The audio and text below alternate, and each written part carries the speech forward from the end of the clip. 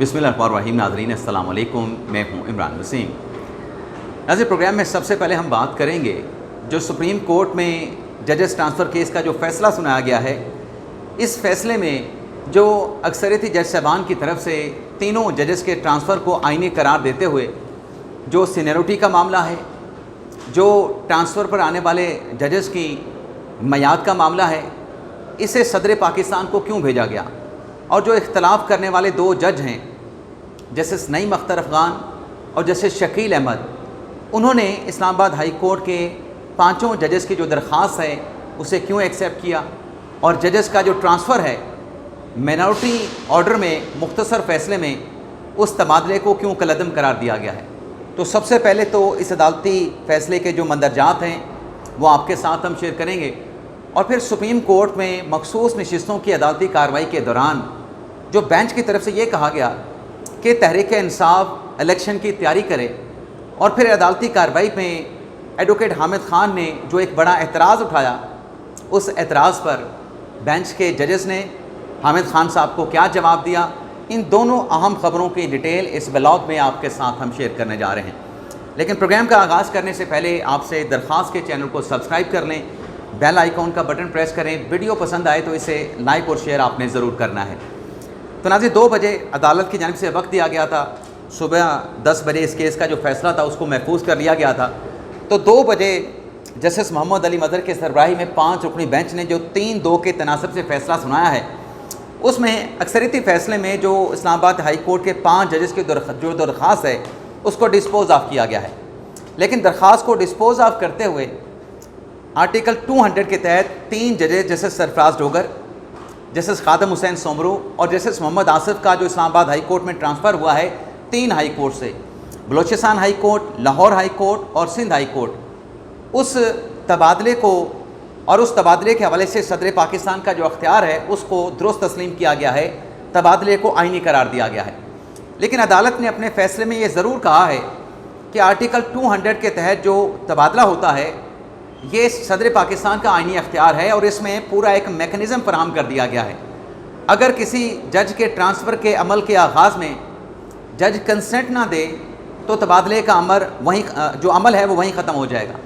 अगर जज कंसेंट दे भी दे तो उसके बाद जो चीफ जस्टिस साहबान के साथ मुशावरत है उसमें अगर रुकावट आ जाए तो तब भी किसी जज का तबादला जो है एक हाई कोर्ट से दूसरी हाई कोर्ट में नहीं हो सकता है। यानी अदालत ने अपने फ़ैसले में ये डिक्लेयर किया है कि जज का जो तबादला है एक तो ये मुकम्मल तौर पे अदलिया के हाथ में है, और इस तबादले से चाहे अख्तियार सदर पाकिस्तान का ही है लेकिन अदलिया की जो आज़ादी है वो कंप्रोमाइज़ नहीं होती है। लेकिन जो सवाल उठाया गया था 5 जजेस की जानिब से सुप्रीम कोर्ट में पटिशन दायर करके कि उनकी जो सीनियरिटी डिटरमिन की गई है और सरफराज डोगर साहब को जो सीनियर प्यूनी जज डिक्लेयर किया गया है, ये सीनियरिटी उनकी जूनियर बनती थी।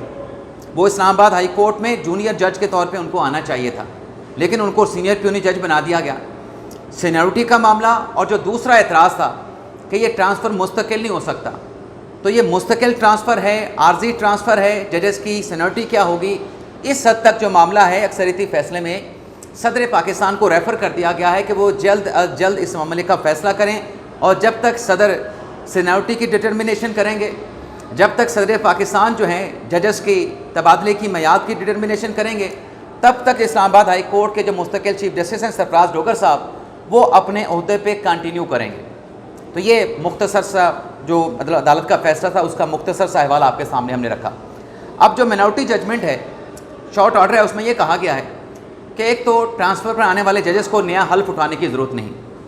लेकिन ये जो तबादला हुआ है इसमें कहा गया है कि आइन की वायलेशन की गई है, और ये तबादला मिनॉरिटी जजेस ने कहा है कि बदनीयती की बुनियाद पे किया गया है। बाकी नाज़रीन, इन दोनों अक्सरियती फ़ैसले के और मिनॉरिटी फ़ैसले के जो मज़ीद मंदरजात हैं, नेक्स्ट व्लॉग में आपके साथ उनकी तफसीलात आसान अल्फाज में, आसान ज़बान में आपके साथ हम डिस्कस करेंगे, आपके साथ तफसीलात को शेयर करेंगे। अब बात कर लेते हैं जो मखसूस नशिस्तों के केस की समाअत हुई है। सलमान अकबर साहब ने आज जब अपने दलाइल का आगाज़ किया तो जैसे जमाल खान मंदोखेल साहब ने सलमान अकबर साहब को रोक के कहा कि पहले आप बात सुन लें। मंदोखेल साहब ने कहा कि ये जो सारी बातें आज आप कमरा अदालत में कर रहे हैं, जब पहले ये मुकदमा अदालत में सुना गया था और 12 जुलाई का फ़ैसला आया था, یہ باتیں آپ کو تب کرنی تھی، تب آپ نے یہ تمام باتیں عدالت میں نہیں کی تھیں۔ اور پھر جیسے جمال خان مندوخیل نے کہا کہ آپ نے گزشتہ روز ایک شعر سنایا تھا، وہ شعر سننے کے بعد میں نے ایک کارٹون میرے ذہن میں آیا جس میں ایک رنگ میں 2 ریسلر لڑ رہے تھے، ایک ریسلر کے ہاتھ باندھے ہوئے تھے اور ایک ریسلر کے ہاتھ جو ہے وہ کھلے تھے۔ جیسے جمال خان مندوخیل 2018 کے الیکشن کی بات کر رہے تھے۔ جیسے جمال خان مندوخیل نے کہا کہ ہر الیکشن میں ایسا ہوتا ہے کہ کوئی نہ کوئی ایک سیاسی جماعت اس کی بینیفیشری ہوتی ہے، تو جو ریفارمز کرنی ہے وہ قانون سازوں نے، پارلیمنٹ نے کرنی ہے، عدالت اصلاحات نہیں کر سکتی۔ سلمان اقناڑی صاحب نے کہا کہ میں نے ابھی جو دستاویزات عدالت کے سامنے پیش کی تھیں ان دستاویزات پہ میں نے بات کرنی ہے، اور جو حقائق 12 جولائی کے فیصلے میں ایڈمٹ کر لیے گئے ہیں ان حقائق کو نظر ثانی میں انڈن نہیں کیا جا سکتا۔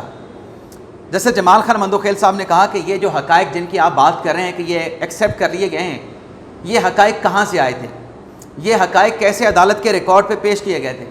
مندوخیل صاحب نے کہا کہ سلمان اقناڑی صاحب آپ اپنی درخواست پڑھیں۔ جسٹس امین الدین خان صاحب نے کہا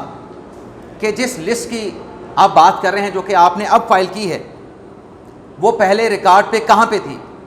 وہ لسٹ آپ کے کینڈیڈیٹ کون تھے پہلے کبھی ریکارڈ پہ جمع نہیں کرائی گئی، اور پھر یہ جو ڈاکومنٹس کی آپ بات کر رہے ہیں ان کی قانونی حیثیت کیا ہے، قانون کی روشنی میں، قانون کی نظر میں ان دستاویزات کی اہمیت کیا ہے، کیا یہ قانونی دستاویزات کے طور پہ ایڈمٹ ہو سکتی ہیں؟ جیسے جمال خان مندوخیل نے سلمان اقناڑی سے کہا کہ یہ چیزیں آپ نے پیش نہیں کی، لیکن آپ کی طرف سے یہ چیزیں پیش نہ کرنے کے باوجود عدالت میں یہ جمع ہوئیں، ہم نے طلب کی، ہم نے بہت ساری چیزوں کو مانا اور آپ کو عدالت کی طرف سے ریلیف دیا گیا۔ سلمان اقناڑی صاحب نے کہا کہ جو حقائق ہیں ان حقائق کو نظر ثانی کی درخواستوں میں درخواست گزاروں نے چیلنج نہیں کیا ہے۔ ٹیکنیکل گراؤنڈز پہ نظر ثانی کی درخواستوں میں 12 جولائی کا فیصلہ چیلنج کیا گیا ہے۔ جیسے جمال خان مندوخیل صاحب نے کہا کہ 12 جولائی کے فیصلے میں 41 ارکان کو آزاد ڈکلیئر کیا گیا اور ان کو تحریک انصاف میں جانے کا راستہ فراہم کیا گیا، وہ سنی اتحاد کونسل میں جا چکے تھے۔ یہ جو ایک ونڈو، ایک راستہ 41 ارکان کو 12 جولائی کے فیصلے میں فراہم کیا گیا، 10 سے 12 اور بھی آزاد ارکان قومی اسمبلی میں جیت کے آئے تھے، انہیں یہ آپشن کیوں نہیں فراہم کیا گیا؟ مندوخیل صاحب نے کہا کہ 41 ارکان کو، مندوخیل صاحب کے جواب پہ سلمان اقناڑی نے کہا کہ وہ ان کو راستہ نہیں دیا گیا تھا، ان کو ایک پروسیس میں ڈال دیا گیا تھا۔ سلمان اقناڑی صاحب نے کہا کہ کبھی ایسا نہیں ہوا کہ 80 ارکان کسی جماعت میں ایک ساتھ جو ہے وہ شامل ہو جائیں۔ جسٹس محمد علی مظہر نے کہا کہ 41 ارکان نے اپنے کاغذات میں خود کو آزاد لکھا تھا۔ اور پھر آگے چل کے ایک اور نقطہ عدالت میں ڈسکس ہوا، جیسے جمال خان مندوخیل نے کہا کہ یہ جو آزاد لوگ تھے، جو سنی اتحاد کونسل کے چیئرمین تھے، انہوں نے بھی آزاد حیثیت میں الیکشن لڑا تھا، تو آپ یہ کہتے ہیں کہ آپ سنی اتحاد کونسل اور تحریک انصاف مل کے الیکشن لڑ رہی تھی۔ اگر تحریک انصاف کے پاس انتخابی نشان نہیں تھا تو آپ سنی اتحاد کونسل کے انتخابی نشان کے اوپر الیکشن لڑ لیتے۔ جیسے جمال خان مندوخیل نے کہا کہ دیکھیں کہ میں نے سب سے پہلے جب یہ کیس پہلے راؤنڈ میں چل رہا تھا، میں نے پوچھا تھا کہ پاکستان تحریک انصاف کدھر ہے، ہم نے یہاں پہ آبزرویشن دی، ہم نے کہا کہ تحریک انصاف آ جائے لیکن آپ نہیں آئے۔ جیسے سلمان اقناڑی نے کہا کہ دیر آئے درست آئے، مندوخیل صاحب نے جواب یہ دیا کہ دیر آئے والی بات تو ٹھیک ہے لیکن آپ درست نہیں آئے، آپ کو درست آنا چاہیے تھا، چاہے دیر سے بھی آئے تھے لیکن درست آنا چاہیے تھا۔ سلمان اقناڑی صاحب نے کہا کہ وہ غیر یقینی کی صورتحال تھی، ہمارے امیدواروں کو، ہمیں یہ ڈر تھا کہ اگر ہم پی ٹی آئی اپنے نامینیشن پیپر میں لکھیں گے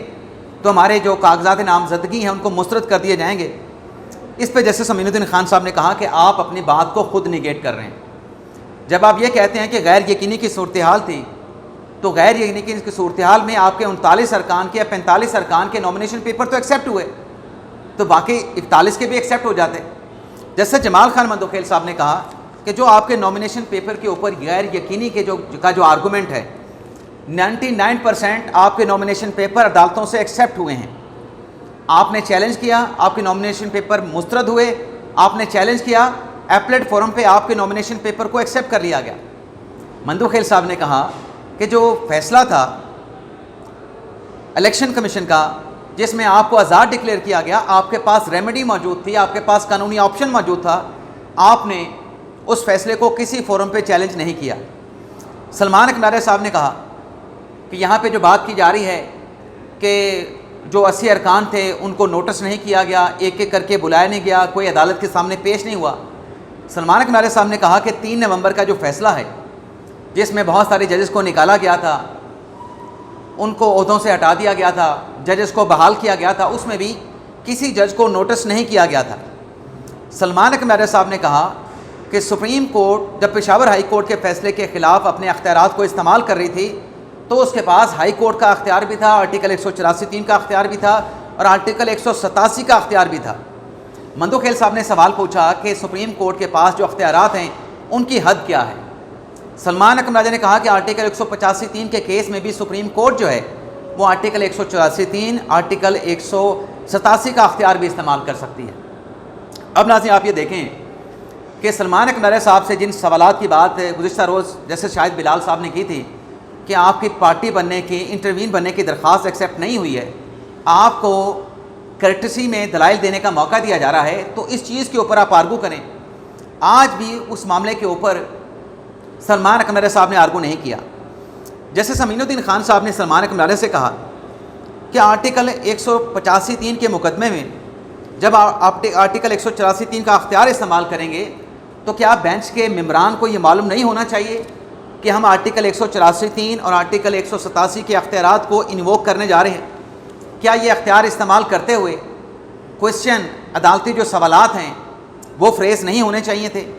کیا جو سامنے کھڑی جو پارٹیز تھیں ان کو معلوم نہیں ہونا چاہیے تھا کہ آرٹیکل 184 آرٹیکل 187 کا اختیار استعمال ہونے جا رہا ہے؟ عدالت کے سامنے تو آرٹیکل 185(3) میں 2 ہی فریق تھے، ایک سنی اتحاد کونسل تھی، دوسری طرف دیگر سیاسی جماعتیں اور الیکشن کمیشن آف پاکستان کھڑا تھا۔ ان 2 فریقین کے علاوہ تو عدالت کے سامنے تیسرا فریق تھا ہی نہیں۔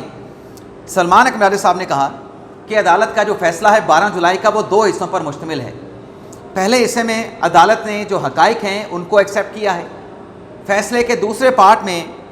جو آئینی ریکوائرمنٹ ہے، جو آئینی سوالات ہیں، ان سوالوں کو ایڈریس کر کے تحریک انصاف کو ریلیز دیا گیا ہے۔ سلمان اقماری صاحب نے کہا کہ ہم نے فرسٹ راؤنڈ آف لیٹیگیشن میں جس پر 12 جولائی کا فیصلہ آیا، ایک ایک قانونی پوائنٹ کو ہم نے آرگو کیا تھا۔ جیسے امین الدین خان صاحب نے کہا کیا آپ نے آرگو کیا تھا؟ پی ٹی آئی کیا آپ نے آرگو کیا تھا؟ کیا آپ نے اپنے دلائل میں یہ کہا تھا کہ یہ سیٹیں تحریک انصاف کو دی جائیں؟ آپ نے تو کہا تھا کہ یہ سیٹیں سنی اتحاد کونسل کو دی جائیں۔ جیسے امین الدین خان صاحب نے کہا کہ جب پارٹیز عدالت کے سامنے 2 تھیں، یہ سیٹیں یا تو سنی اتحاد کونسل کو مل سکتی تھیں یا سنی اتحاد کونسل کو نہیں مل سکتی تھیں۔ جب سنی اتحاد کونسل کو سیٹیں نہیں ملیں اور پی ٹی آئی کو نہیں مل سکتی تھیں تو پھر کیا یہ سیٹیں خالی رکھی جا سکتی تھیں؟ آپ نے تو سیٹوں کا دعویٰ ہی نہیں کیا تھا اور یہ سیٹیں خالی بھی نہیں رکھی جا سکتی تھیں، جس پہ ناظرین جیسے محمد علی مظہر نے کہا کہ کیا قانون میں کسی جگہ پہ لکھا ہے کہ یہ سیٹیں ریزرو سیٹیں خالی نہیں رکھی جا سکتی؟ جیسے جمال خان مندوخیل نے کہا کہ خواتین کا حق ہے ان سیٹوں پہ، اور ہم نے ڈکلیئر کیا کہ خواتین کو ان کے حق سے محروم نہیں رکھا جا سکتا، اور آرٹیکل 51 میں واضح طور پہ لکھا ہے کہ تمام جو ریزرو سیٹیں ہیں وہ پارٹیز میں تقسیم کی جائیں گی۔ سلمان اقماری صاحب نے کہا کہ ان سیٹوں پہ جو حق ہے وہ الٹیمیٹلی پاکستان کے عوام کا ہے۔ جیسے نعیم اختر افغان صاحب نے یہاں سے یہ سوال کیا راجہ صاحب سے کہ آپ یہ بتائیں کہ کیا یہ عدالت جو ہے سیاسی جماعتوں کے جو امیدوار ہوتے ہیں، جو سیاسی جماعتیں ہوتی ہیں، ان کے نامینیشن پیپر میں جو غلطیاں ہوتی ہیں، کیا یہ عدالت ان غلطیوں کو درست کر سکتی ہے؟ جب ایک ٹائم فریم دیا گیا ہے کہ آپ نے اس میعاد کے اندر نامینیشن پیپر فائل کرنے ہیں، جس پہ راجہ صاحب نے کہا کہ بالکل عدالت ان غلطیوں کو درست کر سکتی ہے۔ دوسرا سوال نعیم اختر افغان صاحب نے ان سے پھر یہ کر لیا کہ اگر آپ کی اس بات کو مان لیں تو الیکشن کے بعد اگر کوئی امیدوار الیکشن ہار جاتا ہے اور وہ الزام لگاتا ہے کہ دھاندلی ہوئی ہے اور وہ الیکشن ٹریبونل میں اپیل فائل کرتا ہے، اس کی درخواست میں غلطیاں ہوتی ہیں، لیکن قانون یہ کہتا ہے کہ ٹریبونل غلطیوں کی بنیاد پہ اس درخواست کو ڈسمس کر دے گا، تو کیا پھر اس درخواست گزار کو بھی ٹریبونل میں یہ ریمیڈی دی جائے گی، یہ اجازت دی جائے گی، یا عدالت کی طرف سے ان نقائص کو درست کیا جائے گا؟ یہ کیسے ہو سکتا ہے؟ قانون تو اس بات کی اجازت نہیں دیتا ہے۔ یہاں پہ سلمان اقماری صاحب لاجواب ہو گئے، سوال کا ان کے پاس جواب نہیں تھا۔ جیسے امین الدین خان صاحب نے کہا سلمان اقماری صاحب سے کہ ہم نے آپ کو رائٹ آف ہیئرنگ دی ہے، لیکن آپ دوسری طرف چلے جاتے ہیں جو اصل مدعا ہے, جو اصل قانونی سوال ہے, جو قانونی نکات ہیں, جو اعتراضات ہیں 12 جولائی کے فیصلے پہ, ان اعتراضات کے اوپر آپ دلائل نہیں دے رہے ہیں. نعیم اختر افغان صاحب نے کہا,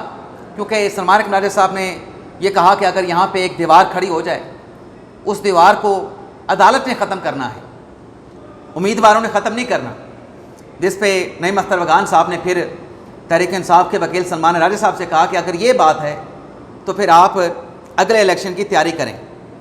جسٹس امین الدین خان صاحب نے کہا کہ ہمارے سامنے سنی اتحاد کونسل اور دیگر فریقین تھے, اور آزاد ارکان نے سنی اتحاد کونسل کو جوائن کیا تھا, اور سنی اتحاد کونسل کو تحریک انصاف نے خود سپورٹ کیا تھا کہ یہ مخصوص سیٹیں جو ہیں وہ سنی اتحاد کونسل کو ملنی چاہیے.